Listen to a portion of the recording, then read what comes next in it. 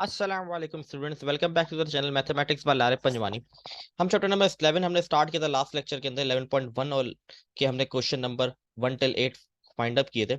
आज हम 11.2 स्टार्ट करेंगे। ये प्योरली एक फॉर्मूला बेस्ड एक्सरसाइज है, आसान है। पहले हम कुछ फॉर्मूलोज को देखेंगे, फिर हम उसके सवालों पे जाएंगे। तो स्टार्ट करते हैं आज का लेक्चर। सबसे पहले हमारे पास तीन फॉर्मूले हैं जो हो लॉस के हैं, साइन लॉ, कोसाइन लॉ और टेंजेंट लॉ। इसको भी हम डिटेल में पढ़ेंगे। ये पूरी डेरिवेशन के तरीके से पूरी डेरिवेशन है, इस फॉर्मूले की डेरिवेशन है कि किस तरीके से ड्राइव हुई। वही बड़ा इंपॉर्टेंट है पेपर के पॉइंट ऑफ व्यू से। इंशाल्लाह उसके लिए हम अलग से वीडियो बनाएंगे जिसके अंदर मैं तीनों लॉज आपको इंशाल्लाह पढ़ाऊंगा। तो अभी मैं सिर्फ आपको फॉर्मूले शो कर रहा हूँ। तो हमारे पास साइन लॉ का फॉर्मूला है a upon sine alpha, b upon sine beta, c upon sine gamma. इसी तरीके से कोसाइन के हमारे पास तीन फॉर्मूले हैं, c square equal to a square plus b square minus two a b cos alpha. इसी तरीके से a square equal to b square plus c square minus two b c cos alpha, ऊपर sorry वो gamma था।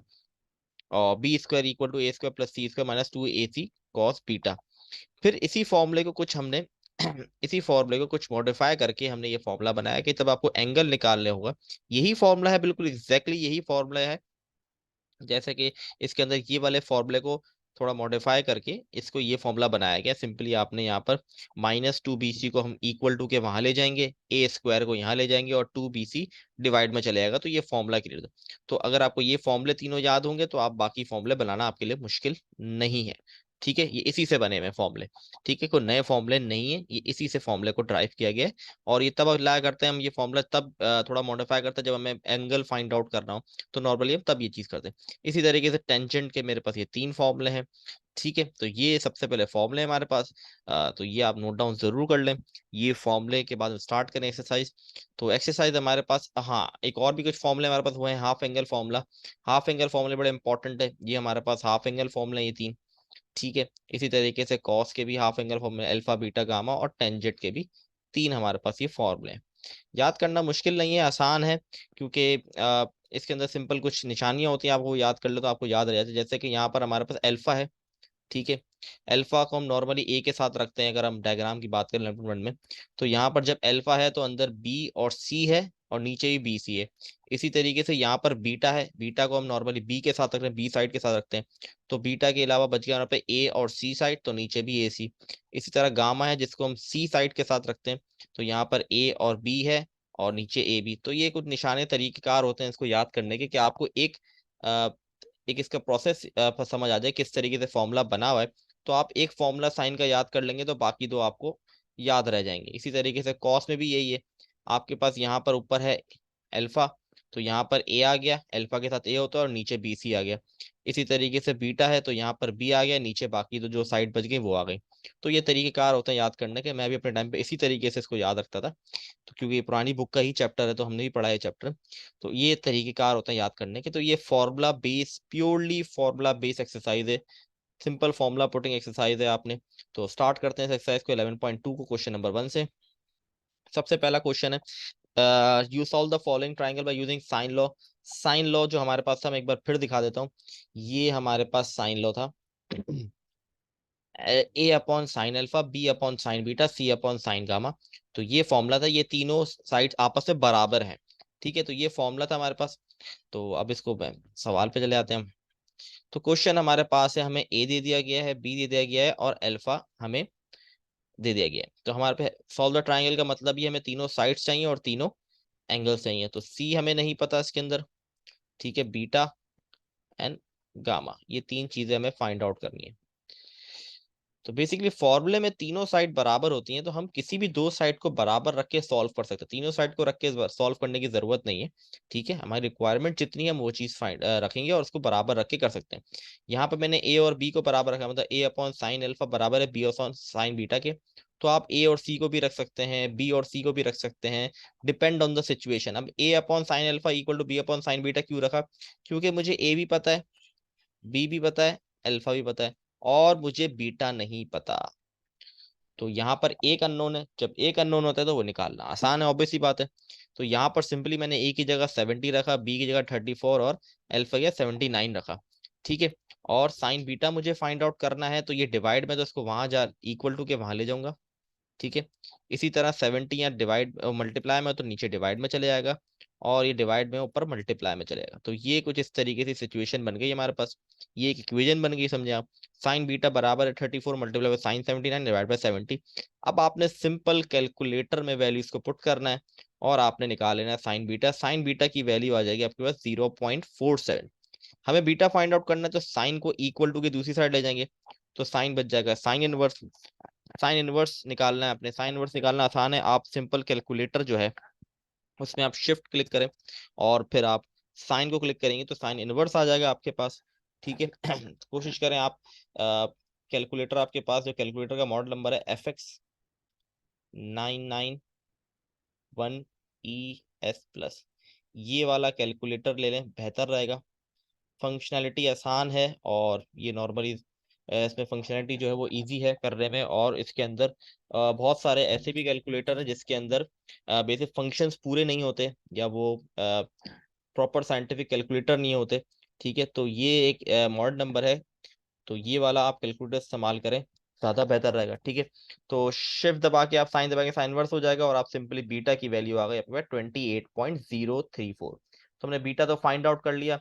अब third angle निकालना हमारे लिए मुश्किल ही नहीं होता। हमेशा जब भी आपको थर्ड एंगल निकालना हो तो आप simple alpha plus beta plus gamma निकाल के करके निकाल लेंगे। ये हम पीछे करते हुए आए, तो सिंपली हमारे पास गामा आ गया 72.96। अब रह क्या गया, सी रह गया। तो यहाँ पर मैंने ए और सी को बराबर रखा, आप चाहें तो बी और सी को भी बराबर रख के कर सकते थे, ठीक है, कोई मसले की बात नहीं है। तो a upon sine alpha equal to b upon sine gamma, क्योंकि तीनों साइड आपस में बराबर है तो आप किसी को भी किसी के बराबर रख सकते हैं, ठीक है।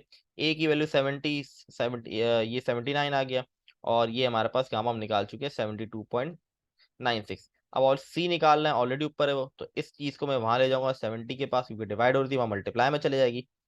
सिंपल मैंने कैलकुलेटर में वैल्यूज को पुट किया तो सी मेरे पास आ गया 68.17, और ये मेरा पूरा सॉल्व हो गया ट्रायंगल। तो बहुत आसान क्वेश्चन है इस चैप्टर, इस एक्सरसाइज के अंदर, और ये पूरा चैप्टर बहुत आसान है और पेपर के पॉइंट ऑफ व्यू से बड़ा इंपॉर्टेंट भी है, और नंबर गेनिंग चैप्टर है मेरे हिसाब से। अगर सिर्फ कॉन्सेप्ट क्लियर ट्रिग्नोमेट्री के, तो ये आपके लिए नंबर गेनिंग चैप्टर है, ठीक है। तो ये हमारे पास क्वेश्चन नंबर 1 डन हो गया, क्लियर होगी चीजें आप लोग को। आगे मूव करते हैं हम क्वेश्चन नंबर 2 के ऊपर। बेसिकली मैं आपको एक बार बुक दिखा देता हूँ, मैं कुछ आपको चीजें समझा देता हूँ उसके अंदर कि हम किस तरीके से लेके। तो बुक के अंदर बेसिकली हमारे पास 3 पार्ट्स हैं। मैंने आपको एक पार्ट सॉल्व कराया, बाकी आपने दोनों खुद करने हैं, ठीक है। आसान है, मुश्किल नहीं है। इसी तरीके से हम कौन कौन से क्वेश्चन सॉल्व करेंगे पहले वो भी गाइड दे देता हूँ। हम क्वेश्चन 1, क्वेश्चन 2, क्वेश्चन 3 के एक एक पार्ट सॉल्व करेंगे। बाकी पार्ट बिल्कुल इसी तरीके से होंगे, कोई मुश्किल चीज नहीं है, ठीक है। थोड़ा बहुत डेटा डिफरेंट है, बाकी वही है। इसी तरीके से हमारे पास क्वेश्चन 4 टिल क्वेश्चन 8 जो है, उसके बारे में मैं आपको आगे बताता हूँ जब हम आगे क्वेश्चन में पहुंचेंगे। क्वेश्चन 4 से क्वेश्चन 7, सॉरी। तो अभी हम जो सॉल्व करेंगे, जो लॉस के सवाल हैं, वो ये क्वेश्चन 1, क्वेश्चन 2 और क्वेश्चन 3 है, जिसमें sine law, cos law, tangent है, ठीक है। तो बाकी हम बाद में इसको डिस्कस करते हैं कि हाफ एंगल फॉर्मूले के हम कौन कौन से क्वेश्चन सॉल्व करेंगे। अच्छा जी, क्वेश्चन नंबर 2 हमारे पास बेसिक, इसके अंदर हमें कोसाइन लॉ लगाना है। वैसे पेपर के अंदर अगर पुरानी बुक पे, पुराने पास पेपर देखें, क्योंकि पुरानी बुक में भी ये चैप्टर था, तो कभी भी आपको लिखा हुआ नहीं आया कि आपको किस लॉ से करना है इस सवाल को सॉल्व। आपके पास सिंपल सवाल आता है, सॉल्व द ट्राइंगल। लेकिन कह नहीं सकते, आ भी सकता है, तो आपको फॉर्मूला याद होने चाहिए। लेकिन बताने का मकसद ये है कि अगर आपके पास कोई चीज मेंशन नहीं होती कि किस लॉ से या किसी फॉर्मूले से आपको करना है, तो फिर आपकी मर्जी होती है, आप किसी भी तरीके से सवाल को सॉल्व कर। अगर आप इस क्वेश्चन को देखें, आपको बी और सी दिया हुआ है और आपको अल्फा गिवन है, तो इस तरह के क्वेश्चन आपने 11.1 में भी सॉल्व किए। उसमें हमने some people have curly brown hair वाले फॉर्मूले अप्लाई करके सॉल्व किए, उससे भी ये सवाल सॉल्व हुए हैं पूरे पूरे। और अगर आप उससे इसको सॉल्व करेंगे तो आंसर आपका बिल्कुल एग्जैक्टली सेम आएगा। तो बताने का मकसद ये कि पेपर के अंदर अगर आपको मेंशन नहीं होता कुछ भी, जो कि पहले प्रीवियस अगर हम पास पेपर देखें तो कभी मेंशन नहीं हुआ, तो आप किसी भी मेथड से इन सवालों को कर सकते हैं। लेकिन फॉर्मूला फिर भी आपको याद होना चाहिए, चांस नहीं लेना चाहिए, क्योंकि फॉर्मूले आपसे एमसीक्यूज में पूछे जा सकते हैं, ठीक है। तो अगर मेंशन नहीं होता तो आप 11.1 वाले मेथड से भी इसको सॉल्व करेंगे तो आपको पूरे नंबर मिलेंगे, ठीक है।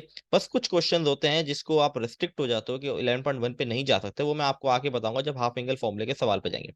तो यहाँ पे सिंपली हमें बी और सी दे दिया गया और अल्फा गिवन, तो इसका मतलब ए नहीं पता हमें, बीटा और गामा हमें बिल्कुल भी नहीं पता। तो ये 3 चीजें नहीं पता। ये हमारे पास एक फॉर्मूला है जिसके अंदर हम ए निकाल सकते हैं, जो फॉर्मूला है a square equal to b square plus c square minus 2bc cos alpha. Alpha मुझे पता है बी और सी भी मुझे पता है, तो मैंने सिंपल ये फॉर्मूला लगा के ए निकाल लेना है। एक बी की वैल्यू पुट की मैंने जहां जहां बी और सी की वैल्यू थी, और एंगल पुट कर दिया, और सिंपल आपने कैलकुलेटर का इस्तेमाल करना है। कोई आपने स्टेप दिखाने की इसकी जरूरत नहीं है, आपने फॉर्मूला मेंशन करना है, आपने वैल्यूज पुट करके दिखाया। अब आपने मैंने सिंपली ये पूरी चीज को कैलकुलेटर पुट करके सॉल्व किया, तो मेरे पास ये वैल्यू आ गई। अब यहाँ पर स्क्वायर है, मुझे इसको हटाना है, तो मैं रूट ऑन बोथ साइड करूंगा। ठीक है, रूट ऑन बोथ साइड हमें लिखना होगा, रूट ऑन बोथ साइड। और जब मैं रूट सॉल्व करूंगा, ये भी कैलकुलेटर सॉल्व किया, रूट सॉल्व करूंगा तो मेरे पास ए की वैल्यू आ जाएगी 150.21। तो ये मेरा आंसर आ गया। That's it. बहुत आसान क्वेश्चन है और बहुत नंबर गेनिंग चैप्टर है, तो इसकी जरूर प्रैक्टिस याद आता। अब हमारे पास एंगल निकालना है, तो मैंने ये फॉर्मूला इस्तेमाल किया, जैसे मैंने आप लोगों को पीछे दिखाया था फॉर्मूले। मैं एक बार फिर आपको गो थ्रू करवा देता हूँ उन फॉर्मूले से, कि मैंने आपको दिखाया था। ये देखें, ये फॉर्मूले थे इसके, और इन्हीं फॉर्मुलों से मॉडिफाई होकर ये फॉर्मूले बनाए गए थे। ठीक है, क्योंकि जब एंगल फाइंड आउट करना है तो हम ये फॉर्मूला, तो हमने ये वाला फॉर्मूला इस्तेमाल किया है बीटा निकालने के लिए। ठीक है, तो सवाल पे जाते हैं वापस। अच्छा जी, तो बीटा निकालने के लिए मैंने ये वाला फॉर्मूला इस्तेमाल किया। सब चीजें पता है, ए भी पता है, सी भी पता है, बी भी पता है। ए और सी वैल्यू पुट की, सिंपल ये पूरी चीज मैंने कैलकुलेटर में सॉल्व की है। ठीक है, तो कॉस बीटा की वैल्यू आ गई 0.91। ठीक है, 0.91। कॉस को इक्वल टू के वहां ले जाऊंगा तो कॉस इनवर्स हो जाएगा। कॉस इनवर्स जब मैं कैलकुलेटर में सॉल्व करूंगा तो बीटा आ गया 23.99। एक एंगल ऑलरेडी आपको गिवन था, सेकंड आपने फाइंड आउट कर लिया, थर्ड निकालने का वही बेसिक तरीका। Alpha plus beta plus gamma equal to 180। Alpha की वैल्यू पुट की, बीटा की वैल्यू प्लस करके इक्वल टू के वहां लेके माइनस करवाया, तो हमारे पास गामा आ गया 77.8। तो ये हो गया हमारा सेकंड क्वेश्चन भी डन, जो था लॉ ऑफ कोसाइन का। अच्छा जी, अब टेंजेंट वाला जो सवाल है वो थोड़ा सा ट्रिकी है। ये मैंने एक एग्जांपल ली है बुक की, थोड़ा सा मुश्किल लगता है स्टूडेंट को, इतना आसान नहीं होता लगता, क्योंकि कॉन्सेप्चुअली थोड़ा फॉर्मूला इसका थोड़ा कॉम्प्लिकेटेड है, जिसकी वजह से मुश्किल लगता है सवाल। तो स्टार्ट करते हैं। ये एक फॉर्मूला है जो इसमें इस्तेमाल हुआ है। ठीक है, तीन फॉर्मूले हमारे पास। तो हमारे पास अवेलेबल क्या चीजें हैं, ए आपको दे दिया गया है, सी आपको दे दिया, और बीटा गिवन है। तो आपको निकालना है बी, निकालना है, हमें बी नहीं पता, और अल्फा बीटा भी नहीं पता। ठीक है, इस सवाल के अंदर वैसे मेंशन नहीं है किस लॉ से हमें अप्लाई करना है, तो हम इसके अंदर कोई भी फॉर्मूला लगा सकते हैं। ये सवाल कराने का मकसद ये है कि आपको सॉल्व करके मुझे दिखाना तो आपको 10 का फॉर्मूला किस तरीके से आप सॉल्व कर सकते हैं। मैं फिर रिपीट कर रहा हूँ, यहाँ पे मेंशन नहीं है, तो यहाँ पे अगर एंड में आप देखें सवाल में, तो साइन लॉ भी इस्तेमाल किया गया है। ठीक है, मेरा मकसद इस सवाल को कराने का ये है कि आपको अंदाजा हो जाए किस तरीके से, अगर टेंजेंट लॉ का मेंशन हो के अगर आ जाता है कि टेंजेंट लॉ आपने अप्लाई करना है, तो आप किस तरीके से इसको सॉल्व करेंगे। ठीक है, तो किस तरीके से सॉल्व करना है ये देख लें आप लोग। तो सबसे पहले हमने ये फॉर्मूला देखा, सी की जगह सी लिख दिया, ए की जगह ए, सी की जगह सी, ए की जगह, तो ये माइनस होके -12 बन गया, ये प्लस हो गया 128 बन गया। इन दोनों को डिवाइड किया तो बन गया -0.093। ये तो राइट साइड की बात हुई, ये वाली चीज सॉल्व हुई है। लेफ्ट साइड में मसला है। लेफ्ट साइड में ना मुझे गामा पता है, ना मुझे अल्फा पता है, तो ये alpha minus gamma upon two as it is है। अब इसका क्या करना है, गौर से देखें। अब इसे नीचे alpha plus gamma plus alpha, इसकी भी वैल्यू मुझे नहीं पता। तो यहाँ पर कोई स्टेप किया गया है, वो मैं आपको एक्सप्लेन कर देता हूँ क्या स्टेप इसके अंदर हुआ हुआ है, ये क्या चीज हुई हुई है, ये किस तरीके से वैल्यू आई, मैं आपको बता देता हूँ। ये वैल्यू इस तरीके से आई है कि हमें पता है कि alpha plus beta plus gamma बराबर होता है 180 के। ठीक है जी, और अगर आप नीचे देखें तो बन रहा है गामा प्लस अल्फा। तो अगर मैं बीटा को इक्वल टू के वहां ले जाऊं तो यहाँ बचेगा अल्फा प्लस गामा, मतलब गामा प्लस अल्फा हो या अल्फा प्लस गामा हो, एक ही बात है। तो ये जगह 180 -55, जब इसको माइनस करूंगा तो आ जाएगा 125। तो इसका मतलब ये है अल्फा प्लस गामा बराबर हो गया है 125 के। ठीक है, अल्फा प्लस गामा बराबर हो चुका है 125 के। तो इसी तरह अगर आप देखें नीचे वाली जो वैल्यू है, ये alpha plus gamma divide by 2, तो यहाँ पर इसको सॉल्व किया गया है alpha plus gamma divide by 2। तो अल्फा प्लस गामा की जगह 125 रख दिया, डिवाइड बाय 2 किया तो क्या आ गया 62.5। तो इस पूरे नीचे डिवाइड में जो था वो पूरा बन गया 62.5। इस चीज को इक्वल टू के वहां ले जाएंगे तो ये जाके मल्टीप्लाई हो जाएगी। देखिए, इस सवाल की प्रैक्टिस बहुत करनी पड़ेगी आपको। हो सकता है आपको पहली बारी में कॉन्सेप्ट समझ नहीं आ रहा हो कि ये मैंने क्या किया हुआ है, लेकिन आप प्रैक्टिस करेंगे तो ये बहुत सारी चीजें क्लियर हो जाएंगी। तो प्रैक्टिस करना बहुत जरूरी है इन सवालों की, तो ज्यादा से ज्यादा प्रैक्टिस करें। ये थोड़ा सा कॉम्प्लिकेटेड है टेंजेंट लो, लेकिन मुश्किल नहीं है। एक बार दो बार प्रैक्टिस करेंगे कॉन्सेप्ट आपके जहन में बैठ जाएगा। तो वो कॉन्सेप्ट बैठ जाएगा तो फिर आपको कोई भी वैल्यू दी जाएगी आप सॉल्व कर पाएंगे।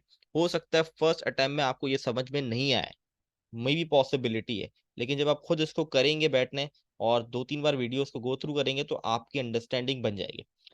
तो यहाँ पर हमसे 1062.5 डिवाइड हो रहा है, वहां जाके मल्टीप्लाई कर दिया। ठीक है, तो इसको जब सॉल्व किया कैलकुलेटर में तो आंसर आया -0.18। 10 जो था इसको इक्वल टू के वहां ले जाऊंगा तो बन जाएगा 10 इनवर्स। ठीक है, 10 इनवर्स।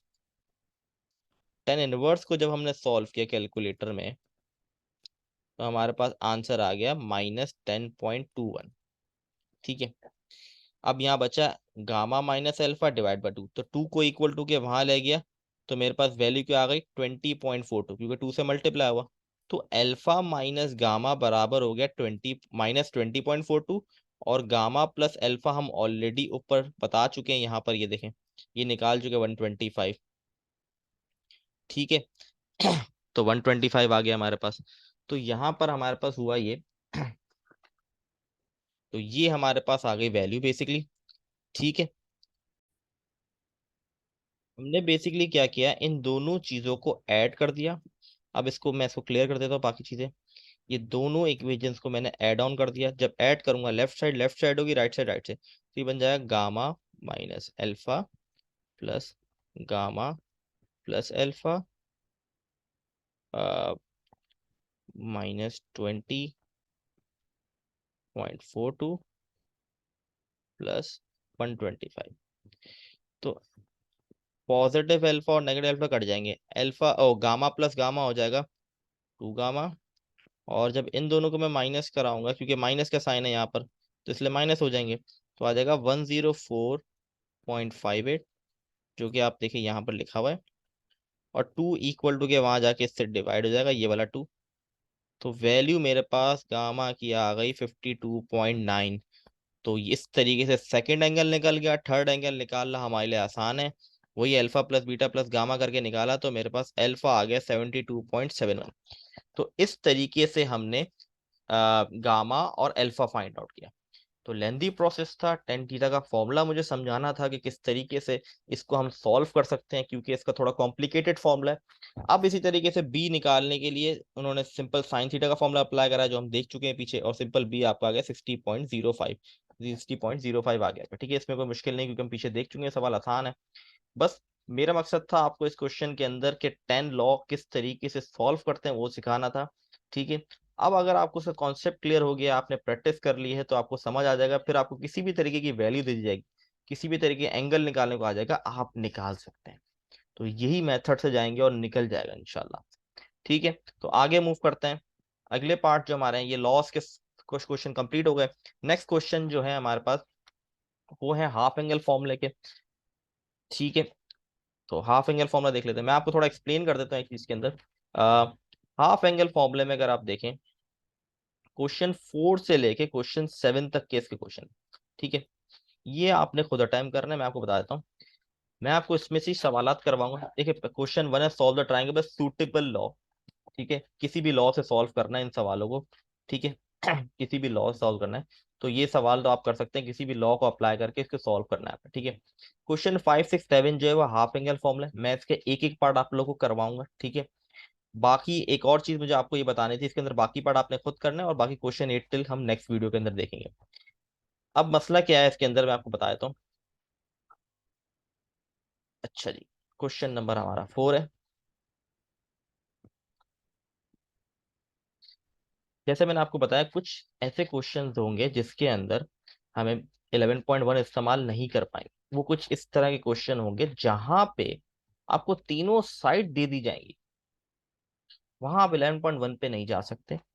ठीक है, अगर आप 11.1 देखें, 11.1 के अंदर हमारे पास बहुत रेयरली ऐसा क्वेश्चन कोई भी नहीं है जिसके अंदर आपको तीनों साइड गिवन हो। ठीक है, तो इस तरीके से हम कोशिश आप नहीं करनी, जब आपको तीनों साइड दे जाए तो आप हाफ एंगल फॉर्मूले पे इंप्लीमेंट करें। हाफ एंगल फॉर्मूले से आपके लिए आसान होगा इन सवालों को करना। ठीक है, वो हम देख लेते हैं क्वेश्चन को। ठीक है, तो कोशिश करनी है जब भी आपको तीन साइड दे दी जाए तो आप हाफ एंगल फॉर्मूले पे जाए, वो काफी आसान होगा आपके लिए सॉल्व करना। बाकी आप जो भी आप मेथड अप्लाई कर सकते हैं, जैसे मैं आपको बता चुका हूँ। ठीक है, तो इसके अंदर हमारे पास सबसे पहले तीन फॉर्मूले मैंने यहाँ मेंशन कर दिए। ABC आपको दे दिया गया है, आपने निकालना है तीनों एंगल्स। ठीक है, इसीलिए मैं कह रहा हूँ हाफ एंगल फॉर्मूला, क्योंकि तीनों एंगल्स निकालना है। तीनों एंगल्स आपके लिए आसान होगा इसके अंदर निकालना। भाई खैर, आप 11.1 में जो चीज आपके कॉन्सेप्ट क्लियर है, जिसमें ज्यादा अच्छे कॉन्सेप्ट है, वैसे अप्लाई करें। लेकिन आपको फॉर्मूले याद होने चाहिए, क्योंकि बता चुका कि फॉर्मूले एमसीक्यू में पूछे जा सकते हैं। और चांस नहीं लेना चाहिए, हो सकता है आपको मेंशन कर दिया जाए मेथड कि आपको इसी मेथड से करना है सवाल, तो फिर आपको उसी मेथड से करना होगा। तो हमारे पास ये फॉर्मूले sine alpha upon two, sign beta upon two, sign gamma upon to के फॉर्मूले। अब फॉर्मूले में हमें ABC तो पता है, एस नहीं पता। एस निकालने का फॉर्मूला जो है वो क्या होता है, मैं आपको बता देता हूँ। एस निकालने का फॉर्मूला होता है A+B, वो मेंशन करना मैं भूल गया हूँ, A+B+C डिवाइडेड बाय टू। तीनों साइड को प्लस करेंगे, डिवाइड बाय टू करेंगे, तो हमारे पास आ जाएगा एस। तो यही मैंने किया, एस को ये देखें सॉल्व किया हुआ, तो एस आ गया 102.5। अब आपके पास सब चीजें मौजूद हैं, आपने सिर्फ वैल्यूज को पुट करना है। यहाँ देखें, फॉर्मूला ये रहा S-B। एस की वैल्यू 102.5, बी की वैल्यू 85, 102.5, सी की वैल्यू 65। नीचे बी और सी मल्टीप्लाई हो रहा है, मतलब 85 मल्टीप्लाई बाय 65। ये वैल्यू मैंने फाइंड आउट की, और ये सिंपल कैलकुलेटर, कैलकुलेटर में आपने सबसे पहले रूट का रन क्लिक करना है, जो मैंने कैलकुलेटर आपको प्रेफर किया वो कैलकुलेटर में। फिर आपने लेफ्ट साइड पे उसके देखना है, आपके पास फ्रैक्शन का ऑप्शन आ रहा होगा। फिर आपने ब्रैकेट्स ओपन करके वैल्यूज को पुट ऑन करना है, 102.5 माइनस 85 ब्रैकेट क्लोज। फिर bracket open, 102.5 minus 65 bracket close, divide by 85 multiply by 65। और जब आप इक्वल टू क्लिक करेंगे तो आपके पास आ जाएगा 0.34। अब यहाँ पे साइन जो है इक्वल टू के वहां जाके इन्वर्स हो जाएगा, तो वैल्यू आ गई 20.1। टू वहां जाके मल्टीप्लाई करा देंगे तो आंसर मेरे पास आ गया 40.31। ये मेरे पास आ गया अल्फा। बीटा निकालने के लिए भी बिल्कुल सेम स्टैटिक्स, मतलब सेम तरीका है इसको भी करने का। Formula S-A upon AC। 102.5 minus 55, ए की वैल्यू 55 है। 102.5 माइनस 65, इसी तरह 55 मल्टीप्लाई बाय 65। कैलकुलेटर में पूरा इसको सॉल्व किया तो है 0.70। साइन इक्वल टू के वहां ले गए तो साइन इनवर्स हो गया हमारे पास। फिर इसको सॉल्व किया तो हो गया 44.89। टू डिवाइड में वहां जाके मल्टीप्लाई हुआ, तो एट दी एंड बीटा आ गया 89.79। तो ये अल्फा भी आ गया, बीटा भी आ गया। मैंने तीसरा एंगल भी इसी तरीके से निकाल के आपको दिखाया। आप चाहें तो alpha plus beta plus gamma equal to 180 के थ्रू भी निकाल सकते हैं। ठीक है, मैं फॉर्मूला आपको दिखाना चाहता था, कि फॉर्मूला सारा सॉल्व करके दिखाना चाहता एक बार, ताकि बाकी सवाल आप लोग खुद सॉल्व कर सकें। तो 102 माइनस 55, 102.5 माइनस 85, 55 मल्टी 85, तो वैल्यू आ गई 0.42। साइन इक्वल टू के वहां जाएगा, साइन वर्स हो जाएगा। फिर इसको हम कैलकुलेटर में सॉल्व करेंगे, 24.83। टू डिवाइड हो रहा है, वहां जाके मल्टीप्लाई होगा, तो आंसर आ गया गामा का 49.66। तो मैंने एक ही क्वेश्चन लिखा है, solve the triangle by using half angle formula by sine cosine and tangent. Book के अंदर मैं आपको दिखा चुका हूँ कि आपके तीन क्वेश्चन है, तीनों में सॉल्व आपने वही करना है बेसिकली। क्वेश्चन नंबर 5 है, जिसके अंदर आपको साइन लॉ अप्लाई करना है। क्वेश्चन नंबर आपके पास कोसाइन कोसाइन है, और फिर टेंजेंट है।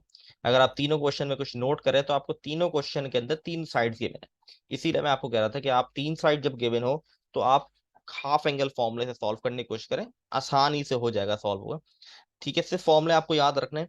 ठीक है, तो अगर आप नोट करें तो 5, 6, 7 जो है, इसमें तीनों आपने हाफ एंगल फॉर्मूला अप्लाई करने हैं। तीनों में आपको साइड्स गिवन होंगी, कोई भी एंगल नहीं गिवन होगा। ठीक है, इसकी एक तरीके से पहचान आप कह सकते हैं। बाकी हम आगे बढ़ते हैं। तो इसी क्वेश्चन को मैं आपको कोसाइन से अब करके दिखाऊंगा। बिल्कुल सेम क्वेश्चन है, मतलब वैल्यूज सेम है ABC की, और मैं इसको आपको कोसाइन से करके दिखाता हूँ। कोसाइन और आंसर सेम आएगा, आप कोसाइन लो करें, कॉस करें, टेंजेंट करें, आपका आंसर सेम आएगा। ये हमारे पास फॉर्मूला है, cos alpha upon two, cos beta upon two, और कॉस गामा अपॉन टू। सबसे पहले एस निकालेंगे, ऑब्वियसली एस सेम आया 102.5। सिंपल, हमने एस के लिए 102.5, फिर 102.5 माइनस 55 माइनस ए किया, और नीचे बी और सी की वैल्यू को मल्टीप्लाई करवा दी, तो हमारे पास आ गया 0.93। कॉस को इक्वल टू के वहां ले जाएंगे तो कॉस इनवर्स हो जाएगा, और टू इसी तरह मल्टीप्लाई कराएंगे तो अल्फा आ गया 40.31, और हमारा प्रीवियस क्वेश्चन में भी यही अल्फा आया था। ठीक है, फिर हम कॉस बीटा फाइंड आउट करेंगे, सेम मेथड हमारे पास formula s s minus b, s की वैल्यू पुट की, फिर s माइनस बी कर दिया और नीचे ए सी को मल्टीप्लाई किया तो आया 0.70। कॉस वहां जाके इनवर्स हो गया और आया 44.89। 2 से मल्टीप्लाई किया तो हो गया 89.79। गामा के लिए भी वही सेम हमारे पास तरीका कार है। आप चाहें तो alpha plus beta plus gamma equal to 180 के थ्रू भी फाइंड आउट कर सकते हैं। मैंने फॉर्मूले के थ्रू उसको फाइंड आउट किया तो हमारे पास आ गया 49.6। एक और तरीका है आपका आंसर अगर चेक करने आपने ठीक किया तो आप तीनों एंगल को प्लस करके चेक करें कैलकुलेटर में।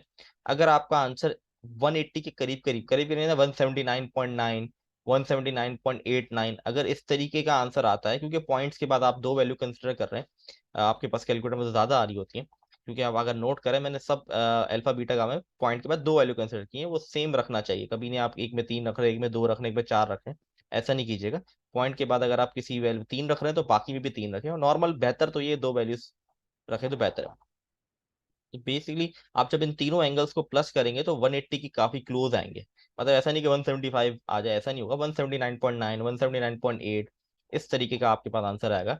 तो उससे पता चलेगा कि आपने बिल्कुल ठीक निकाला है, क्योंकि एंगल जो होते तीनों 180 के बराबर होते ट्राइंगल के अंदर। ये हमारे पास हो गया कॉस हाफ एंगल। अब मैंने इसमें थोड़ा डिफरेंट कर दी वैल्यूज को। ये हमारे पास 10 के फॉर्मूले थे, 10 हाफ एंगल ऑफ 10 टेंजेंट के फॉर्मूले, ठीक है। इसके अंदर मैं वैल्यूज को चेंज कर दिए। एक इसका ही पार्ट लिया बुक का। मैंने सबसे पहले एस निकाला, एफ हो गया, एस आ गया मेरे पास 26। सबसे पहला फॉर्मूला है अल्फा अपॉन 2 का, s minus b s minus c upon s s minus a. तो ये मैंने फॉर्मूला वैल्यूज पुट की, कैलकुलेटर में सॉल्व किया तो है 0.29। 10 को इक्वल टू वहां ले गए तो 10 इनवर्स हो गया। 2 डिवाइड हो रहा है, वहां जाके मल्टीप्लाई कराया तो ए की वैल्यू आ गई 33.17। ठीक है। सेम मेथड फॉर्मूला, सवाल में सिंपल फॉर्मूला आपको याद होना चाहिए, और एस निकाल, एस के लिए भी सिंपल फॉर्मूला है हमारे पास। तो एस फाइंड आउट करने के बाद वैल्यू सिर्फ पुटिंग, एक तरीके हम अलजबरा पढ़ते थे जिसके अंदर अब एक्स वाई जेड की वैल्यू दे दी जाती थी, आप पुट करके सॉल्व करते थे, बिल्कुल वही चीज है। बस कैलकुलेटर चलाना आपको आना चाहिए और फॉर्मूले याद होने चाहिए, बाकी सब बहुत आसान है। ये भी बिल्कुल फॉर्मूला बेस्ड चीज है। फॉर्मूले में वैल्यूज पुट की, कैलकुलेटर इस्तेमाल किया, 0.38 आ गया। 10 को इक्वल टू के वहां लेके तो 10 रिवर्स हो गया, तो वैल्यू आ गई 21.17। 2 से मल्टीप्लाई हो गया, क्योंकि 2 डिवाइड में वहां जाके मल्टीप्लाई होगा तो बी आ गया 42.34। फिर रिपीट कर रहा हूँ, गामा आप चाहें तो alpha plus beta plus gamma equal to 180 के थ्रू भी निकाल सकते हैं। मैंने इसको फॉर्मूला इस्तेमाल किया, तो आया 0.42, 10 वर्स किया तो आया 52.23, और फिर ये 2 वहां जाके मल्टीप्लाई हुआ तो आंसर आ गया 104.47। तो बहुत आसान है, इसीलिए मैंने सारे पार्ट्स नहीं करवाए। आप लोग खुद उसको ट्राई करें, बुक के पीछे आंसर भी मौजूद है। अगर आपका मैच नहीं होता मसला, आप पूछ सकते हैं कमेंट में, मैं आपको जरूर रिप्लाई करूंगा। तो बहुत आसान एक्सरसाइज है, सिर्फ फॉर्मूला बेस्ड एक्सरसाइज है, तो इसको जरूर सॉल्व करें।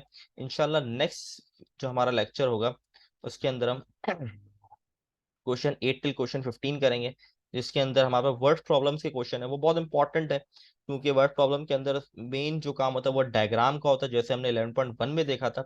11.2 में वही है, डायग्राम और क्वेश्चन को समझ के डायग्राम बनाना बड़ा इंपॉर्टेंट है। अगर वो चीजें क्लियर हुई तो आपके लिए बहुत आसान हो जाएगा सवाल, क्योंकि इसके बाद आपको पर्टिकुलर कोई ना कोई चीज निकालनी होती है, आपको सारी चीजें फाइंड आउट नहीं करनी होती वर्ड प्रॉब्लम के अंदर। ये बड़ा एडवांटेज होता है, लेकिन उसमें थोड़ा सा मुश्किल जो होती है वो वर्डिंग की होती है, उस वर्डिंग को डायग्राम में कन्वर्ट करने की होती है। तो इंशाल्लाह आपको नेक्स्ट वीडियो में हम क्वेश्चन नंबर 8 क्वेश्चन 15 पढ़ेंगे। तब तक के लिए अल्लाह हाफिज।